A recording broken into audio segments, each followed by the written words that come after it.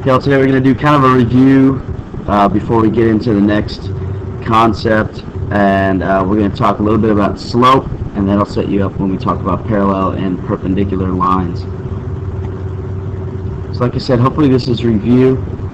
Slope is how slanted a line is. So we have a few slopes that you need to know. The first is the positive slope. When we read from left to right, just like we would if we were reading a book, if the line goes up as we go from left to right, so this goes up to the right, that makes it a positive slope. If we go from left to right and the line is going down, that's going to give it a negative slope, meaning when we calculate the slope, there'll be a negative. If I have a line that's horizontal, it goes straight across from left to right, that's going to have zero slope. And if I have a line that goes straight up and down, it's vertical, we're going to say it has no slope or it has undefined slope.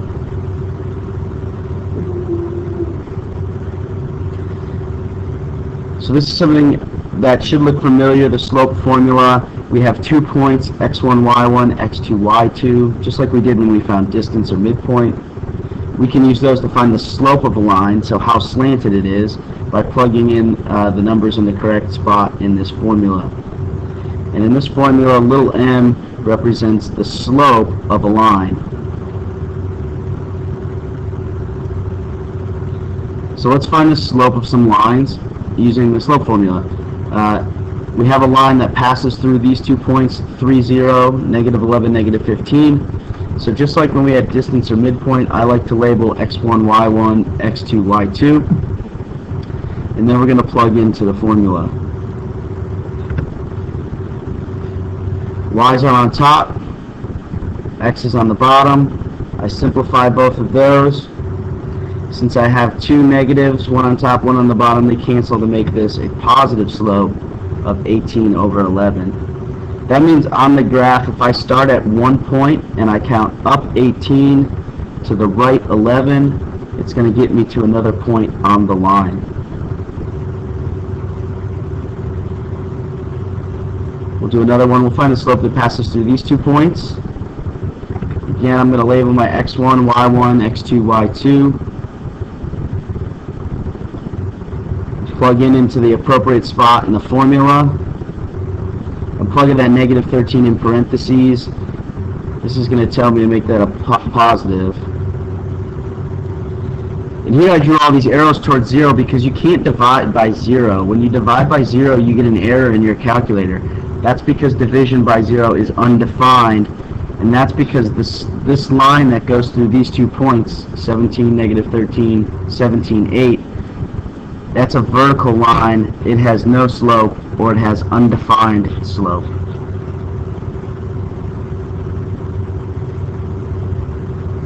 So pause here and try this one. Find the slope of the line that goes through those 2 points.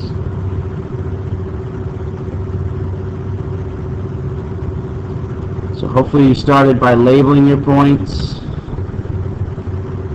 plugging in those numbers to the correct places. Again, I plugged my negative 2 in parentheses here, so I can see that those 2 negatives make a positive. And then I'm going to simplify that fraction. It's a negative slope. It doesn't matter where you place the negative, but I'm going to simplify 12 over 30 to make it negative 2 over 5. So that is a line that's going down to the right.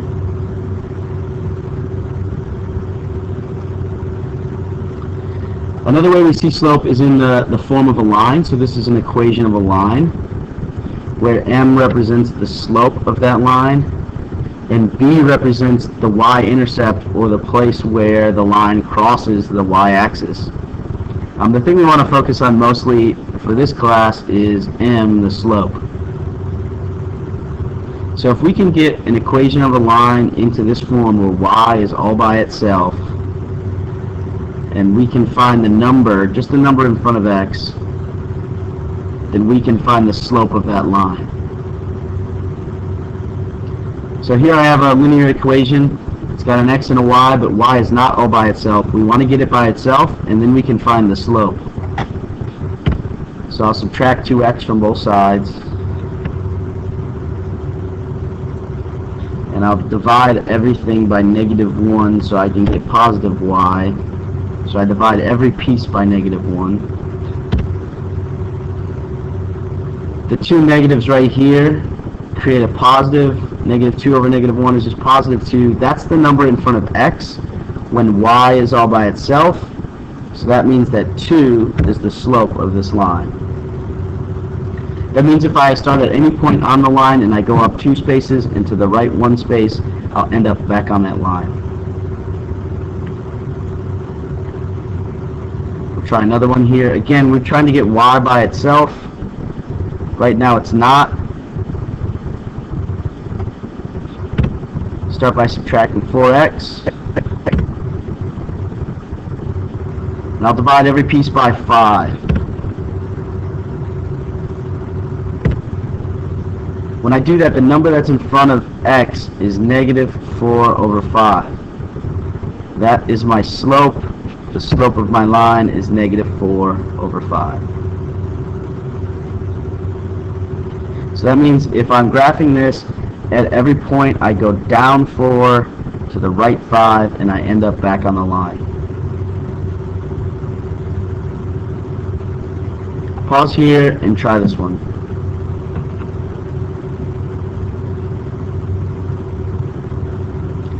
So again, I want to get y all by itself. Right now it's not. In order to find the slope, I need y alone, so I subtract 8x from both sides. Now I'll divide everything by 3. And the number I get in front of x is -8 over 3. That is the slope of my line. Again, I have a line, since it's negative, going down to the right.